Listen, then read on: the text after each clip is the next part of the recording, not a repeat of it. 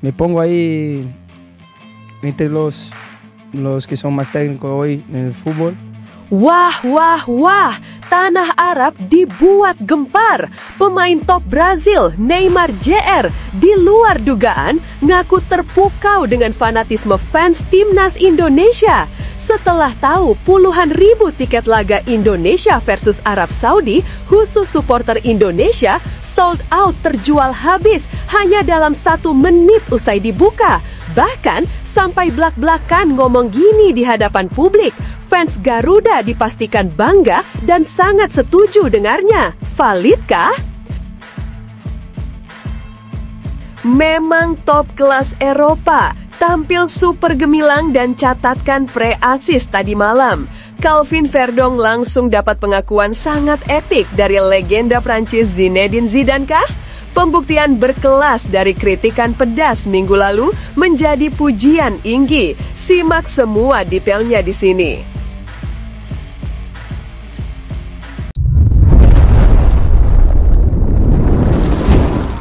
Sebelumnya mohon subscribe channel ini dulu supaya nggak ketinggalan berita terupdate Timnas Indonesia.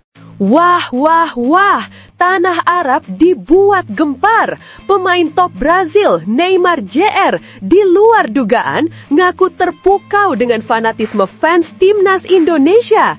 Setelah tahu puluhan ribu tiket laga Indonesia versus Arab Saudi, khusus supporter Indonesia, sold out terjual habis hanya dalam 1 menit usai dibuka.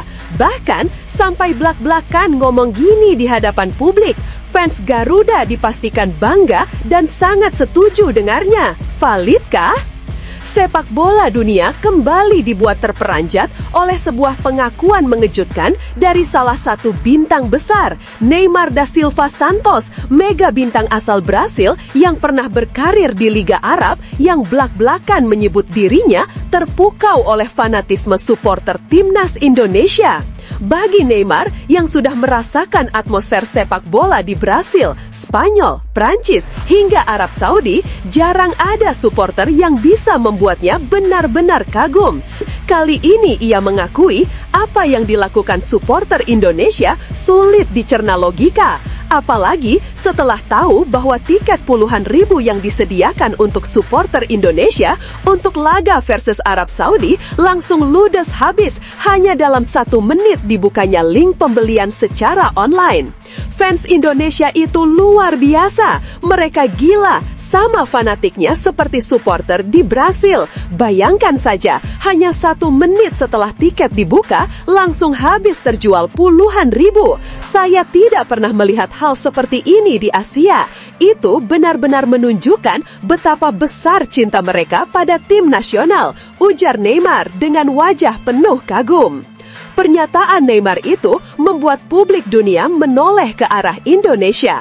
Ia bahkan menyebut dimanapun Garuda bermain selalu ada lautan merah putih yang membanjiri tribun. Dari Jakarta, Australia, Jepang hingga Arab Saudi, suara dukungan mereka seakan tak pernah padam. Saya pernah bermain di stadion dengan puluhan ribu orang Brasil, mereka bernyanyi tanpa henti selama 90 menit. Ketika saya melihat fans Indonesia, saya bisa melihat energi yang sama. Mereka ada di mana-mana, bukan hanya di dalam negeri, tapi juga di luar negeri. Itu bukan sekedar dukungan, tapi identitas, ujar Neymar. Lebih jauh, mantan pemain Barcelona dan Paris Saint-Germain itu menegaskan bahwa dukungan semacam ini bisa menjadi kekuatan tambahan yang nyata bagi sebuah tim. Menurutnya, para pemain di lapangan akan merasakan suntikan energi yang membuat mereka berlari lebih kencang, bertahan lebih keras, dan menyerang lebih berani. Percayalah, ketika dukungan fans begitu besar, permainan selalu jadi lebih enjoy. Kita merasa seolah punya sayap tambahan. Saya sendiri pernah merasakannya, dan itu membuat segalanya berbeda. Saya yakin Indonesia akan mendapatkan keuntungan besar dari energi supporter mereka. Mungkin itu bisa jadi rahasia mereka untuk mengejutkan dunia di Piala Dunia nanti, kata Neymar penuh keyakinan. Neymar bahkan menambahkan menambahkan, jika Indonesia mampu menggabungkan kualitas skuad dengan dorongan luar biasa dari tribun, tidak ada alasan bagi Garuda untuk takut menghadapi tim manapun, termasuk Arab Saudi dan Irak di grup B kualifikasi Piala Dunia 2026. Indonesia sedang berada di jalur yang tepat. Saya sudah lama mengikuti perkembangan mereka. Dengan semangat dan dukungan luar biasa seperti ini, saya tidak akan kaget jika mereka bisa melaju jauh. Untuk saya pribadi, Indonesia kini bukan lagi underdog biasa. Mereka adalah tim dengan semangat besar yang mungkin suatu hari nanti akan mengejutkan seluruh dunia. Ucap Neymar yang membuat fans Garuda makin bergetar. Ucapan Neymar itu sontak menjadi bahan pembicaraan hangat di kalangan pecinta sepak bola Indonesia. Banyak yang menyebut pengakuan dari seorang bintang kelas dunia adalah bukti nyata bahwa supporter Indonesia kini diakui secara global. Dan bila kelak Indonesia benar-benar berhasil melangkah ke Piala Dunia 2026, kisah ini akan selalu dikenang. Bukan hanya perjuangan para pemain di lapangan, tapi juga suara-suara fanatik dari tribun yang mampu membuat bintang sekelas Neymar berdecak kagum. Good luck Indonesia, sampai jumpa di Piala Dunia 2026. Tutup Neymar, seolah memberi doa restu untuk langkah Garuda menuju panggung dunia. Namun, tunggu dulu, setelah admin telusuri secara mendalam bahwa berita di atas adalah karangan belaka dan hoax. Ini sebagai edukasi supaya penonton lebih jeli dalam memilih berita.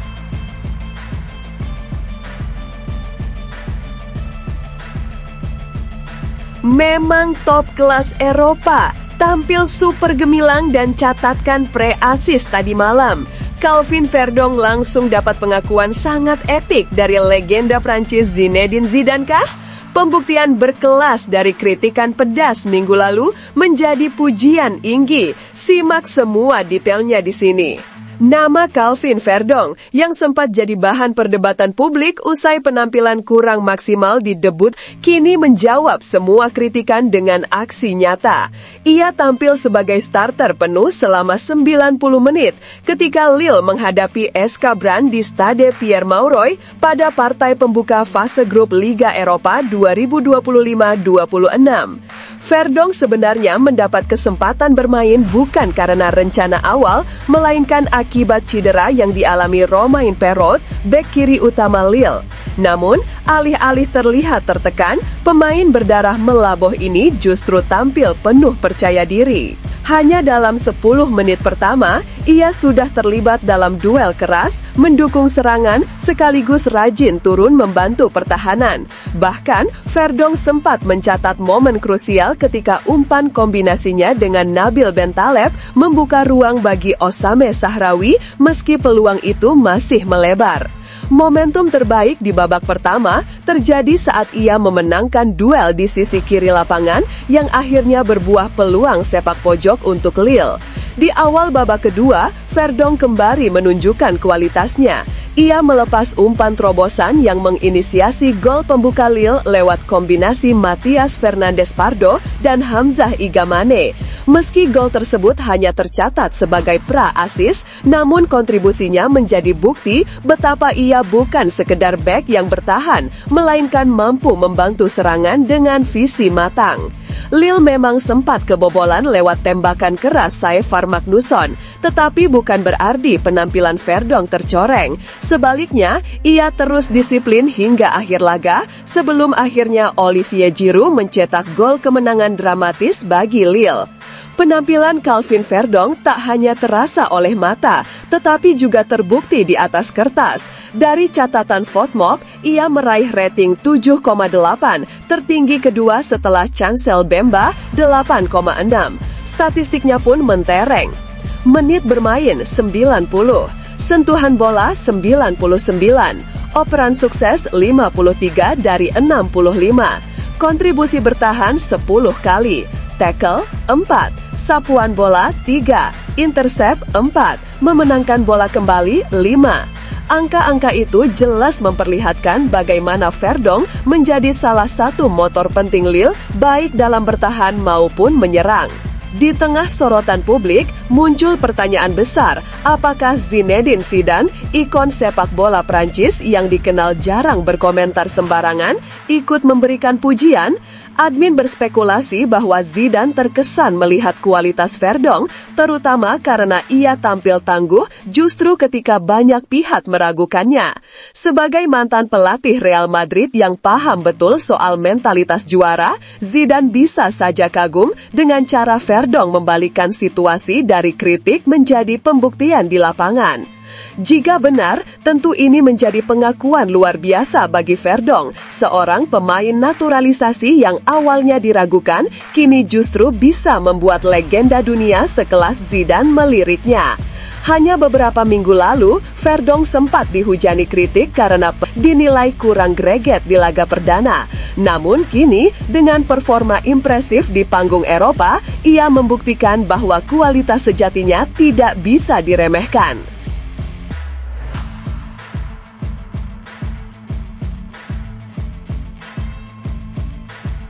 Kabar mengejutkan datang dari salah satu gelandang muda andalan timnas Indonesia, Ivar Jenner. Pemain berusia 21 tahun itu akhirnya buka suara secara belak-belakan mengenai penyebab dirinya tak masuk daftar pemain yang dipanggil Patrick Kluivert untuk 2 laga penting melawan Arab Saudi dan Irak di babak keempat kualifikasi Piala Dunia 2026 zona Asia. Lewat unggahan di Instagram Stories, Ivar mengungkapkan kondisi sebenarnya yang tengah ia hadapi. Kesulitan dengan kebugaran saya, efek beberapa cedera. Alhasil, saya tidak bisa bermain banyak seperti biasanya, tulis Ivar Jenner. Bukan kali ini saja, Ivar harus menepi dari panggung internasional. Sebelumnya, gelandang jangkung dengan tinggi 188 cm itu juga absen saat timnas Indonesia menghadapi Taiwan dan Lebanon pada FIFA Matchday bulan September 2025. Saat itu, alasan absennya pun sama, cedera yang belum sepenuhnya pulih. Padahal pada akhir Agustus 2025, Ivar sempat menunjukkan tanda-tanda positif. Ia bahkan sudah kembali memperkuat klubnya, Jong Utrecht, dalam 4 pertandingan beruntun antara 25 Agustus hingga 16 September 2025. Namun, menit bermainnya terbilang minim, tidak pernah lebih dari 30 menit per laga. Sayangnya, kabar baik itu tak bertahan lama. Awal pekan ini, cedera Ivar kembali kambuh. Kondisi tersebut membuatnya tak masuk dalam skuad Jong Utrecht saat berhadapan dengan SC Cambuur di lanjutan pekan kedua Liga 2 Belanda 2025-26. Meski absennya Ivar Jenner menjadi kehilangan tersendiri, Patrick Kluivert masih memiliki sederet opsi untuk mengisi lini tengah timnas Indonesia. Nama-nama seperti Mark Klok, Tom Hai, Joey Pelupesi, hingga Nathan Chow Aon siap menjadi tumpuan di posisi gelandang sentral. Tak hanya itu, ada pula Calvin Verdong yang sempat tampil impresif ketika ditugaskan sebagai gelandang dalam laga uji coba melawan Lebanon. Performa solidnya membuka peluang besar untuk kembali dimainkan di posisi yang sama, kali ini menghadapi Arab Saudi. Menariknya, jika skenario tersebut benar terjadi, Calvin kemungkinan besar akan berduet dengan Joey Pelupesi, gelandang tangguh milik Lommel SK. Kombinasi keduanya disebut-sebut akan menciptakan lini tengah yang penuh tenaga, kokoh dan sulit ditembus. Absennya Ivar Jenner tentu menjadi kabar yang cukup disayangkan, apalagi ia adalah salah satu gelandang muda yang punya visi bermain tajam serta stamina luar biasa. Namun, dalam dunia sepak bola, setiap kendala juga membuka kesempatan baru. Patrick Kluivert kini punya tantangan untuk meramu komposisi terbaik agar timnas Indonesia tetap tampil garang menghadapi 2 lawan kuat. Kini, sorotan publik pun tertuju pada bagaimana timnas Garuda mengatasi absennya Ivar. Apakah kombinasi baru di lini tengah akan mampu menutupi kehilangan sang bintang muda? Atau justru muncul kejutan baru yang bisa menjadi senjata mematikan untuk menantang dominasi Arab Saudi dan Irak?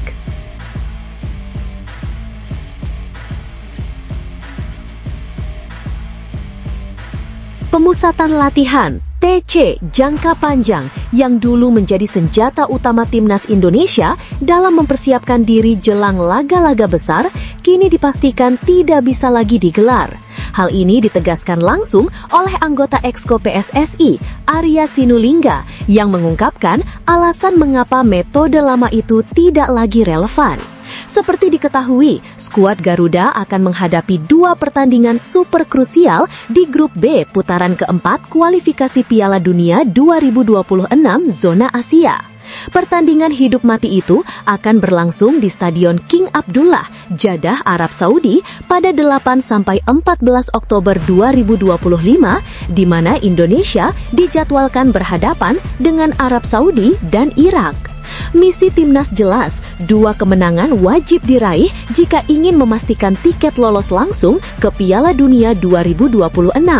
Namun, di tengah misi besar itu, PSSI harus menghadapi kenyataan pahit bahwa TC jangka panjang tidak mungkin dilakukan lagi. Arya Sinulinga menjelaskan, kondisi ini tak lepas dari fakta bahwa hampir seluruh kekuatan timnas kini berasal dari pemain-pemain abroad. Total, 28 pemain yang dipanggil Patrick Kluivert memang berkarir di luar negeri. Saat ini, TC sudah bukan seperti yang dulu, di mana kami sudah tidak bisa lagi menggelar latihan jangka panjang, sebab pemain-pemain kita itu banyak yang abroad. Klub-klub tidak mungkin melepas mereka untuk TC jangka panjang 2 bulan atau 3 bulan, ujar Arya kepada awak media, termasuk bolasport.com. PSSI sadar betul sangat sulit bagi klub-klub luar negeri untuk melepas pemainnya dalam jangka waktu lama, apalagi di tengah kompetisi resmi. Alhasil, waktu yang dimiliki timnas Indonesia untuk berkumpul dan berlatih bersama tidak lebih dari 1 pekan. Arya juga mengakui situasi ini membuat Indonesia tidak dalam posisi yang menguntungkan. Pasalnya, Arab Saudi dan Irak masih bisa menggelar TC dengan durasi lebih panjang. Mereka memiliki fleksibilitas yang lebih besar dibandingkan Indonesia yang harus menunggu kalender resmi FIFA Matchday. Ya, memang mereka punya waktu untuk TC, tapi kalau kita mau, ya gak punya. Misalnya, Jay Itzes lagi bermain di kompetisi Italia, lalu dipanggil ke timnas Indonesia. Gak mungkin klubnya melepas. Jadi, sangat sulit bagi klub melepas pemainnya, tidak seperti dulu, tutur Arya menambahkan. Dengan kondisi yang serba terbatas ini, PSSI hanya bisa berharap pada kepiawaian Patrick Kluivert dan tim pelatih. Arya menekankan bahwa yang terpenting adalah bagaimana Kluivert bisa meramu strategi paling efektif dengan waktu persiapan yang sangat singkat. Poinnya, timnas Indonesia dapat meraih kemenangan di 2 pertandingan tersebut. Itu yang harus dikemas oleh tim pelatih untuk nantinya bisa berbicara banyak di Jeddah, kata Arya penuh harap. Realitas keras yang dihadapi timnas Indonesia jelang kualifikasi kali ini sungguh berbeda dibanding era sebelumnya. TC jangka panjang yang dulu menjadi andalan kini hanya tinggal cerita. Dengan mayoritas pemain abroad, Garuda memang punya kualitas, tetapi konsekuensinya adalah waktu persiapan yang sangat terbatas. Kini, semua mata tertuju pada Patrick Kluivert. Mampukah ia mengubah keterbatasan ini menjadi kekuatan, dan mampukah Indonesia tetap menunjukkan performa terbaik meski tanpa TC panjang?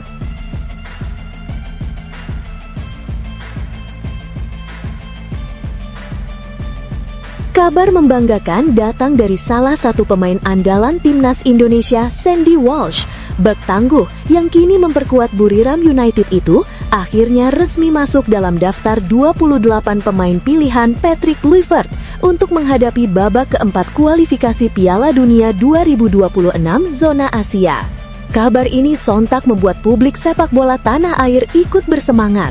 Melalui akun media sosial pribadinya, Sandy langsung menyampaikan rasa bahagia sekaligus antusiasme tinggi dengan mengunggah kalimat singkat penuh energi, "Menyala abangku." Ungkapan khas tersebut seolah jadi jargon pribadi Sandy yang selalu berhasil membakar semangat para supporter.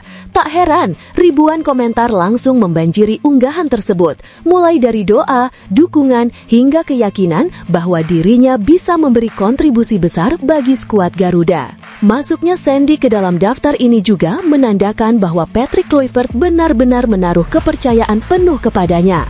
Sang pelatih tahu betul kualitas yang dimiliki Sandy baik dalam hal menjaga pertahanan maupun membangun serangan dari lini belakang. Keputusan Kluivert ini pun dianggap tepat, mengingat tantangan timnas Indonesia di putaran keempat bukanlah hal mudah. Garuda akan langsung menghadapi lawan berat di grup B, yaitu Arab Saudi pada 9 Oktober dan Irak pada 12 Oktober, dengan kedua laga digelar di tanah Arab Saudi. Kehadiran Sandy Walsh jelas menambah kekuatan sekaligus kedalaman skuad timnas Indonesia. Di tengah target besar untuk meraih hasil maksimal, Sandy diharapkan bisa menjadi salah satu pemain kunci yang mampu memberi pengaruh nyata di lapangan. Terlebih lagi, timnas Indonesia datang ke babak ini dengan modal yang cukup menjanjikan. Pada laga FIFA Matchday, skuad Garuda tampil percaya diri dengan mencatat kemenangan telak 6-0 atas Taiwan serta menunjukkan soliditas pertahanan saat menahan imbang Lebanon 0-0. Hasil tersebut menjadi sinyal positif bahwa Indonesia punya fondasi kuat untuk menghadapi tantangan yang jauh lebih besar di putaran keempat. Tak bisa dilupakan, perjalanan Indonesia menuju putaran ini juga cukup dramatis. Mereka berhasil lolos ke babak keempat dengan finish di posisi keempat grup C pada putaran sebelumnya. Pencapaian itu menjadi sejarah baru sekaligus bukti perkembangan pesat sepak bola tanah air. Kini, dengan tambahan tenaga dan pengalaman dari pemain seperti Sandy Walsh, asa untuk melangkah lebih jauh bahkan hingga ke Piala Dunia 2026 semakin terbuka lebar.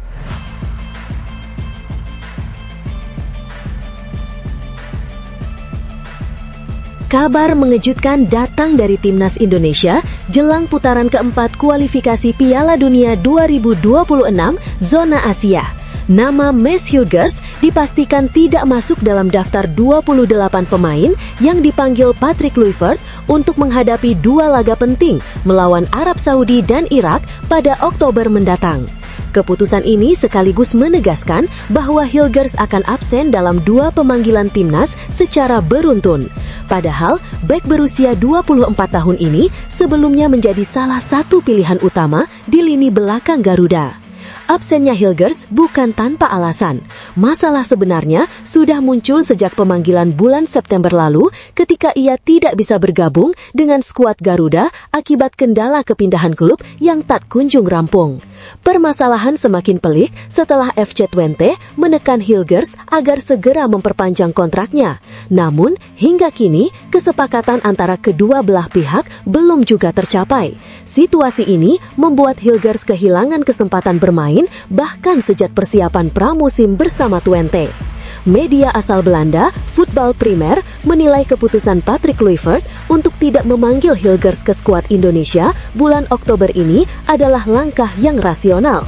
Karena kurangnya menit bermain dan ritme, pelatih timnas Patrick Kluivert memutuskan untuk tidak memanggilnya untuk pertandingan kualifikasi Piala Dunia melawan Arab Saudi dan Irak, tulis laporan Voetbal Primer. Bagi sebuah tim yang akan menghadapi lawan berat seperti Arab Saudi dan Irak, kebugaran pemain jelas menjadi faktor vital. Hilgers yang sudah lama tidak tampil di level kompetitif dianggap belum siap untuk langsung turun di laga krusial. Butuh fisik dan kondisi pemain yang siap agar bisa bertarung di lapangan, tulis laporan itu menegaskan. Hal ini tentu menjadi kerugian tersendiri bagi timnas Indonesia. Apalagi Hilgers dikenal sebagai bek dengan kualitas mumpuni yang sering memberi ketenangan di lini belakang. Meski saat ini harus menepi dari skuad, Voetbal Primer mengungkapkan bahwa Hilgers tetap memiliki tekad besar untuk kembali memperkuat Garuda. Indonesia memiliki peluang realistis untuk lolos ke Piala Dunia 2026 yang sangat diinginkan oleh Hilgers, tulis media tersebut.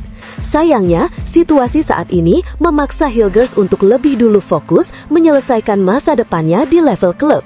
Apakah melalui perpanjangan kontrak dengan Twente atau dengan mencari pelabuhan baru di bursa transfer musim dingin. Masih dari sumber yang sama, Hilgers diprediksi baru bisa kembali ke skuad Garuda pada awal tahun depan, tepatnya setelah ia mendapatkan klub baru dan kembali merasakan menit bermain secara reguler. Untuk kembali masuk dalam pertimbangan tim nasional, Hilgers tampaknya membutuhkan ritme dan waktu bermain. Namun, pemain internasional ini tampaknya tidak bersedia memperpanjang kontraknya, sehingga satu-satunya jalan kembali ke tim nasional adalah melalui transfer musim dingin, tulis Voetbal Primer menupuk laporan. Situasi Mace Hilgers ini memberikan gambaran nyata betapa sulitnya menjaga keseimbangan antara kepentingan klub dan negara. Di satu sisi, Timnas Indonesia sedang berada di momen bersejarah untuk meraih tiket ke Piala Dunia 2026 yang sangat diinginkan oleh Hilgers. Namun di sisi lain, karir Hilgers di level klub juga harus segera menemukan kepastian agar ia bisa kembali dalam performa terbaiknya. Kini, pertanyaannya adalah, apakah Garuda bisa tetap tampil solid tanpa kehadiran Hilgers di lini belakang, atau justru ketidakhadirannya akan meninggalkan celah yang bisa dimanfaatkan lawan?